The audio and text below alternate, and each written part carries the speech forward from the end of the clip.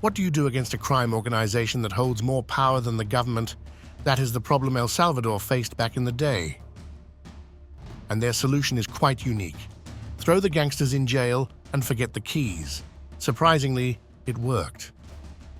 In today's video, we will talk about how El Salvador fixed its gang problem basically in just a year.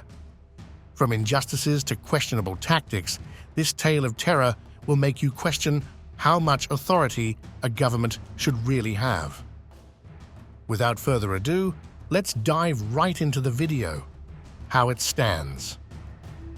After the brutal civil war that ended in 1992, El Salvador was a nation in the process of putting back together the torn pieces of its shattered society. Families were torn apart, the economy was in shreds, and a whole generation of young people were deprived of any values or prospects, just like the ruins themselves. It was here that a void emerged, and the seeds sown by groups that would become the notorious MS-13 and the Barrio 18 gangs. These gangs ultimately started in Los Angeles. However, when the US started deporting the gang members back to El Salvador in the 1990s, they landed in a country that was not ready to handle what was about to come. These groups found this ground among the chaos, and that's when their influence started, and it spread like wildfire.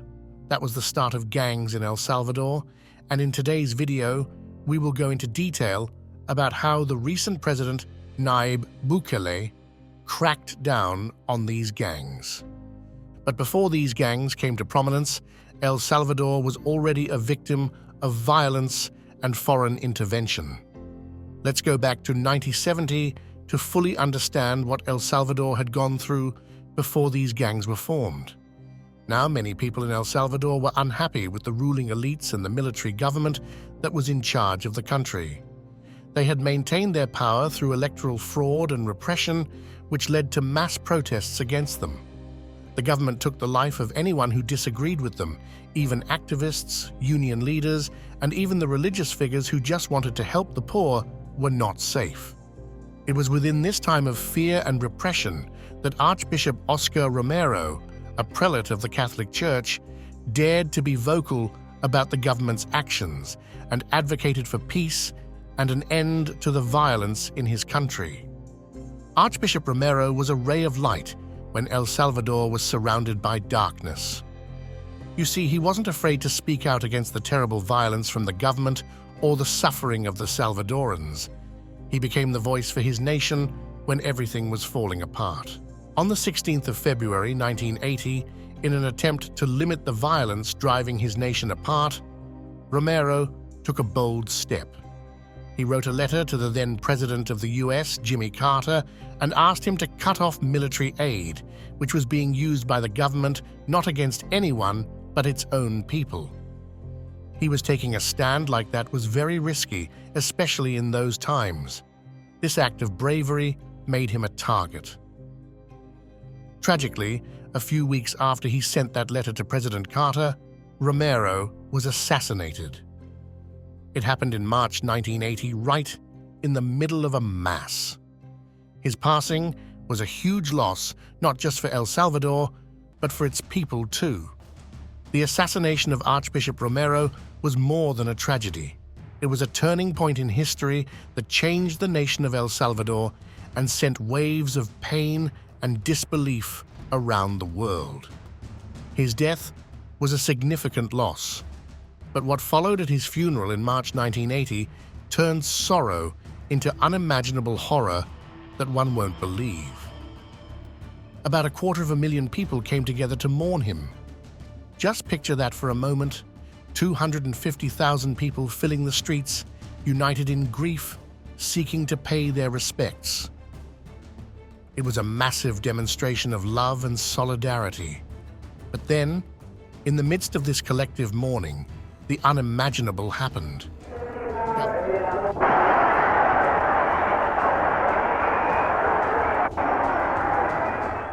Government-sponsored snipers, positioned to oversee the crowd, opened fire. The fallout was severe, to say the least. But little did the people Salvatore knew this was just a beginning. In December 1980, a horrible event occurred, the ramifications of which would end up making the already gloomy narrative of El Salvador descending into violence even worse. 4 U.S. missionaries, 3 nuns, and a lay missionary were slaughtered by members of the National Guard of El Salvador. The incident was a demonstration of the lawlessness and impunity that had become the norm for the state institutions in El Salvador. This act of barbarity sent shockwaves through the international community and brought the crisis in El Salvador into sharp focus for many around the world, especially in the United States. Aid to the El Salvador government is a major issue whenever it comes up, and there are indications it will be even more so next time. Have to talk about human rights.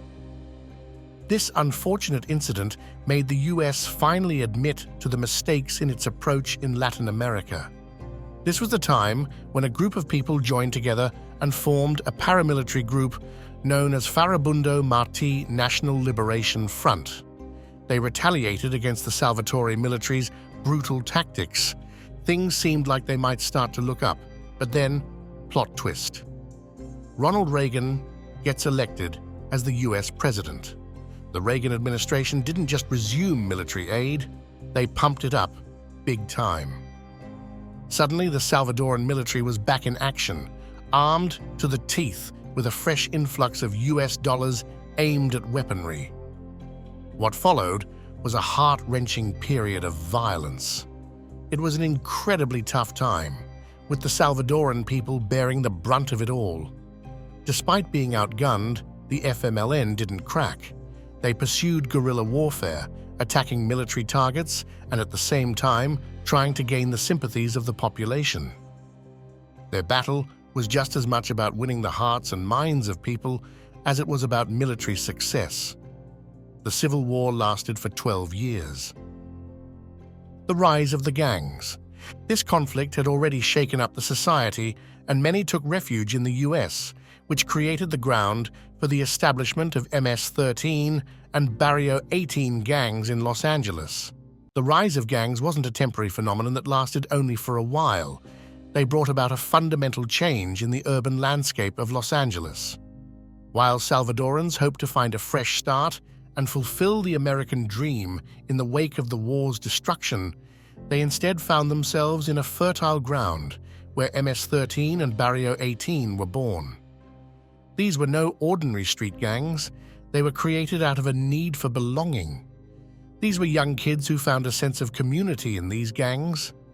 Like MS-13, who had the reputation of being ruthless, which ultimately brought the criminal minds of Mexican drug cartels into play. But here's the twist.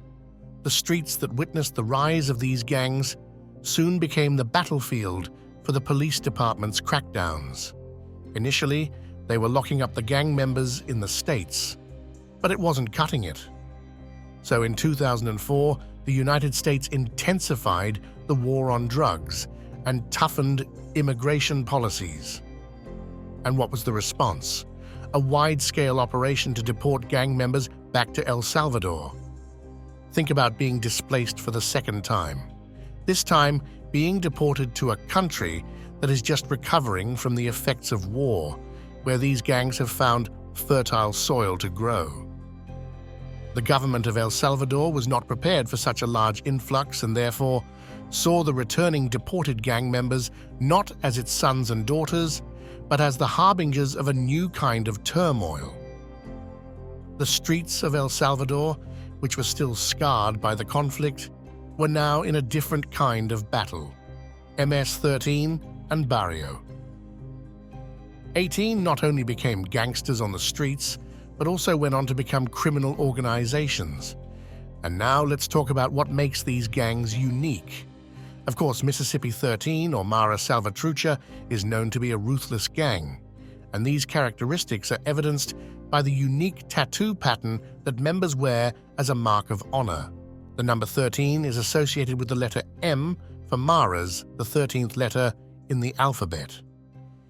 MS-13 tattoos are vital to the gang's identity, which its members usually cover with rich ink that tells the tales of their lives, loyalty, and sacrifices for the gang. These tattoos involve the gang's name, the devil's horn hand sign, and other symbols that will signify a member's rank and feats within the gang's chain of command. The devil's horn hand sign, produced by extending the index and little finger while keeping the rest folded, signifies their belonging to the group and also helps in the identification among the members. This tattoo, usually on the chest or the back, is the gang's marking for a lifetime, sealing the members' commitment to the gang's rules.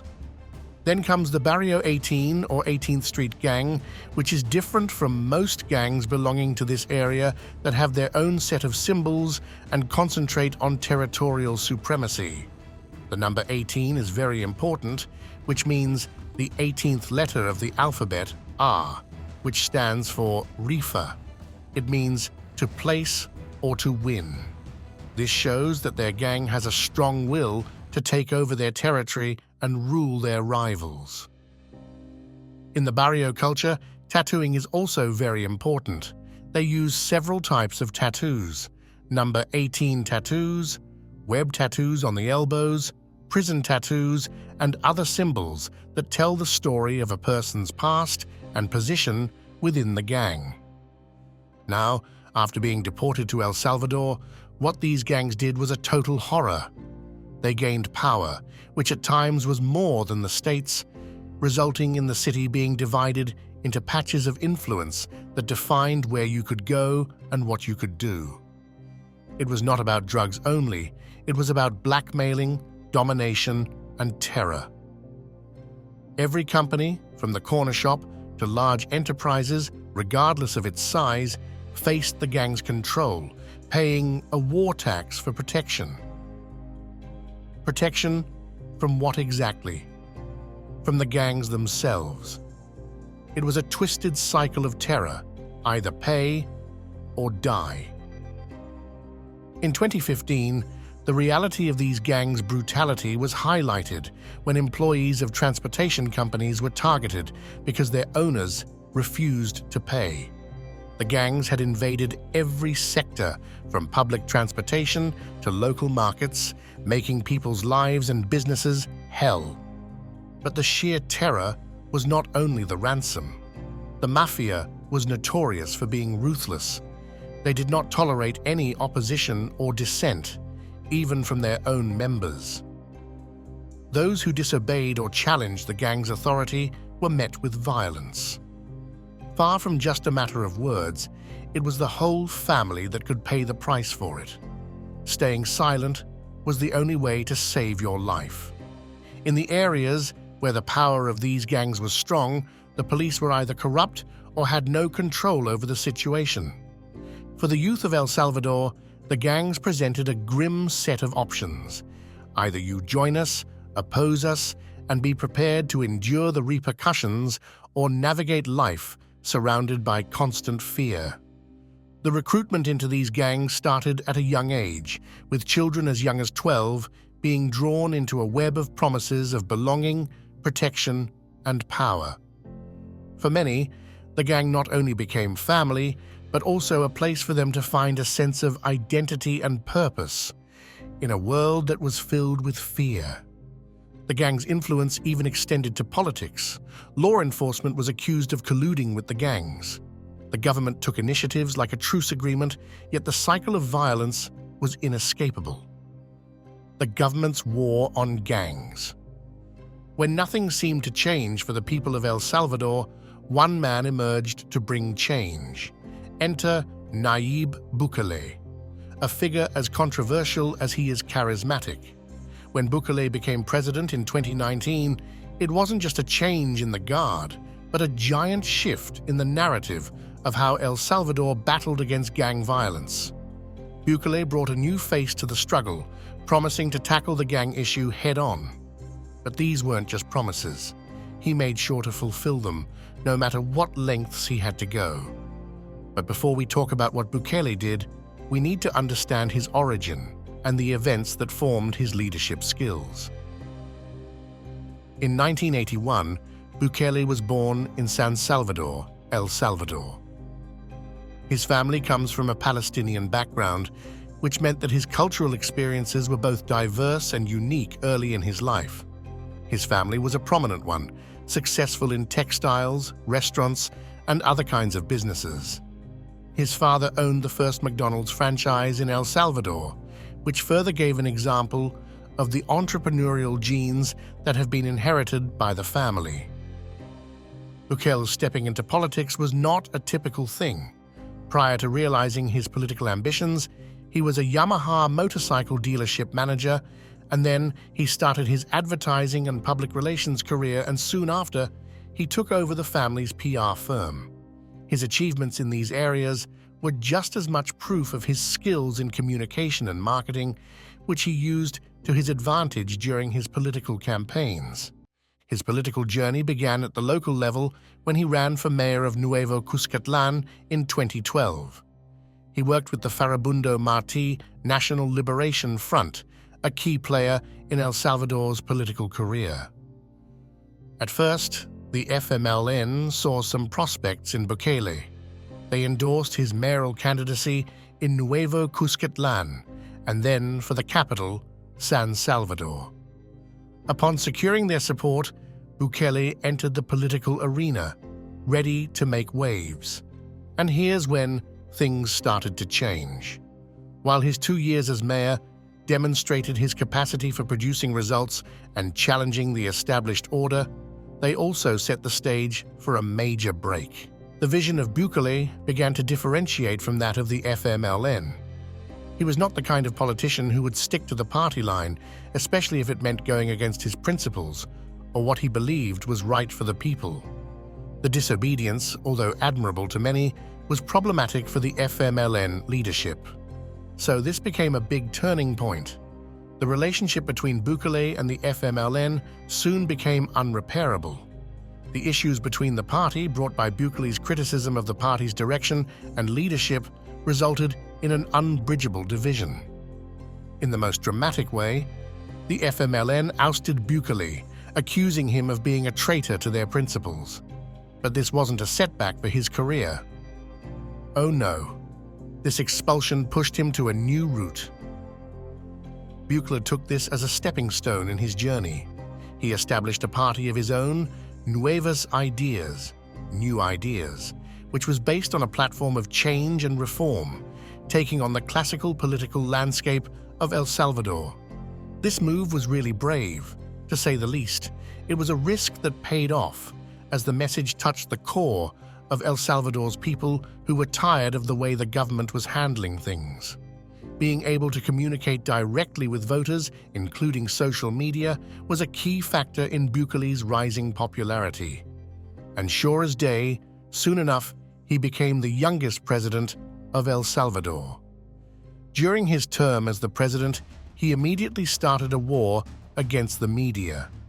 Bukele didn't just throw shade, he called out journalists by their names, and some of them had to leave the country for their safety.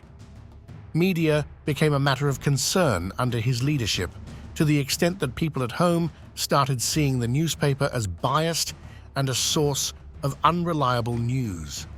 This was like adding fuel to the fire because he enacted a law that virtually stopped journalists from covering gang-related stories and threatened them with serious jail time if they did. The month of March 2022 comes around, and the infamous MS-13 gang goes on a rampage, committing atrocities in the streets. This was to scare Bukele. Another rumor was that apparently some secret conversations between the big guys in government and gangs like MS-13 hit a dead end, resulting in this fiasco. You might think, we've seen this movie before, right? Usually the troops swoop in, there's a lot of noise, and a few bad guys get nabbed. But then it's back to business as usual. But here's the twist. Bukele's approach turned out to be a whole different ballgame, even tougher than the crackdowns you hear about in Mexico's drug wars. Bukele went all in on arrests with no care for the lashback from the gangs. He put the rival gang members together in the same prison, which, as you know, can only result in wars in prison. Bukele even refused to hide the conditions the gang members were in. He wanted to send a strong message. The time of gang dominance was over. This Arctic even worked to scare anyone who thinks about joining the gangs. Bukele played the defending democracy card when explaining his actions, but his moves seriously dialed back on freedoms. We're talking about the basics here. His government got the green light to arrest folks without warrants and snoop through private messages. At the end of December 2022, the town of San Pango was already trapped in the situation of a real siege. Imagine yourself waking up in a city that has cut off its communication with the world, which is now guarded by 10,000 soldiers. These soldiers storm into every house to arrest anyone who has even a slight contact with the gangs. In just a year, thousands of people are detained. El Salvador became the leading country with the largest number of people imprisoned anywhere in the world. But let's put the brakes on the sky is falling mentality and focus on the bright side. By February 2023, The Guardian's journalists visited San Pango to know what was going on there as the siege ended. And guess what? There was finally peace in the air after decades. No more gang signs and no more gunshots. Local people could go for a walk without any worries, and the businesses no longer had to pay money to the gangsters. It was like the gangs had just vanished into thin air. Visits to other former gang hotspots showed the same thing happening. Communities that couldn't even kick a soccer ball around without crossing gang lines were now hosting local matches. Businesses reported a massive drop in extortion fees, and people felt safe enough actually to call the cops if trouble brewed.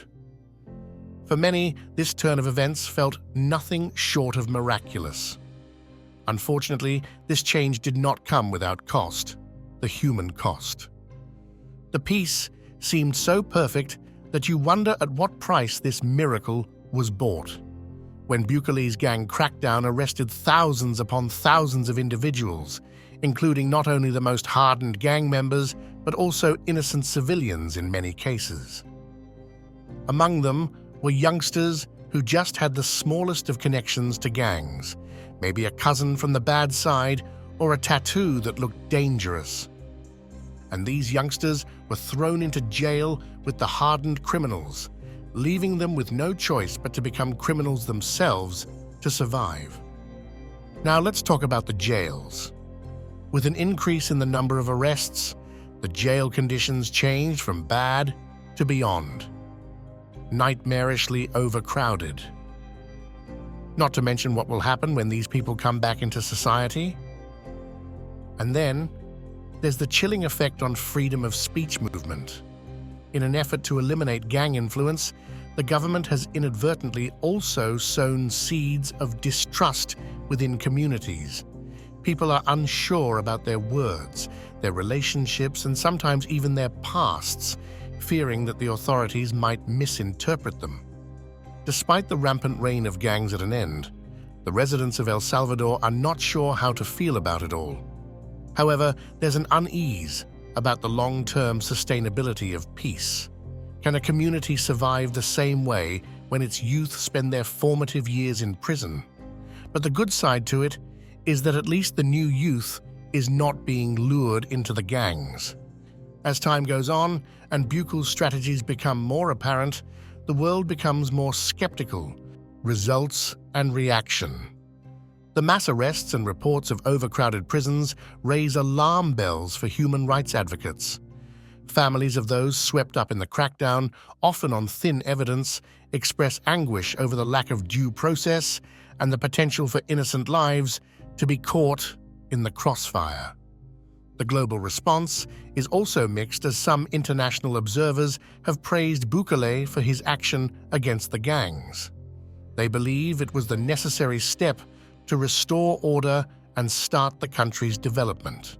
According to them, the reduction in violence and crime justifies the harsh tactics employed by Bukele. On the other hand, human rights organizations and some foreign governments have voiced strong criticism. They argue that the crackdown has led to human rights violations, including detention, suppression of freedom of speech, and mistreatment of prisoners. These critics warn of the long-term consequences. The United Nations and various NGOs have called for international human rights standards in El Salvador's fight against gangs. They stress the importance of addressing the root causes of gangs, such as poverty, inequality, and lack of opportunities. Nayib Bukele himself has emerged as a polarizing figure on the world stage. His use of social media to directly engage with both supporters and critics is unique indeed. Bukele's ability to maintain high approval ratings within El Salvador, despite international criticism, speaks to the complexity of public sentiment in a country desperate for peace and stability. Beyond the breakdown, honrando al Padre, al Hijo, y bajo la unción de su Espíritu Santo dice, entonces Jesús fue llevado. We are not the typical Christian. We have done a lot of things, bad things. Now let's talk about what is the fate of the gang members and the innocents in prison right now. Some people think that the criminals come out one day, but Bukele, he's like a stone wall. His view is pretty much, once you're in, you're not getting out. This hardcore jail time, Bukele, is harsh indeed. But somehow, it is gaining popularity. Neighboring countries with the same gang problems are now taking notice and showing interest in following suit. But here's the thing. The fact that what El Salvador does now, under Bukele's one-man rule and the country's unique situation, might not work in other countries. El Salvador's gangs were powerful, but they are children in the park compared to some of the other criminal organizations plaguing countries like Mexico and Ireland.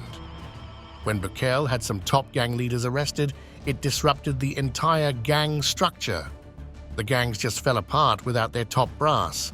But this will probably not work against cartels that have deep pockets and a bad habit of coming back with a vengeance. Firstly, the security institutions in El Salvador were quite robust and supportive of Bukele's campaign of cleaning up the streets, unlike many other cases where law enforcement and criminals are hard to distinguish due to corruption. Another edge Bukele had was running the show with barely any pushback from political rivals, a sweet deal that many leaders in the region can only dream of. And while Bukele's fans might say he's wiped out the gangs, the real scoop is a bit murkier, and whether it can be replicated is doubtful indeed. Other countries may apply the same method as the golden ticket, which may lead to an overdose of violence, the loss of freedom, and prisons. Yes, the crime rate in El Salvador is decreasing, but at the price of these precious things, is it really worth it? Let us know how you feel about this crackdown.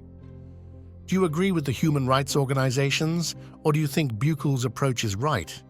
Let us know in the comments down below. Make sure to like and subscribe, and we will see you in the next video. Goodbye.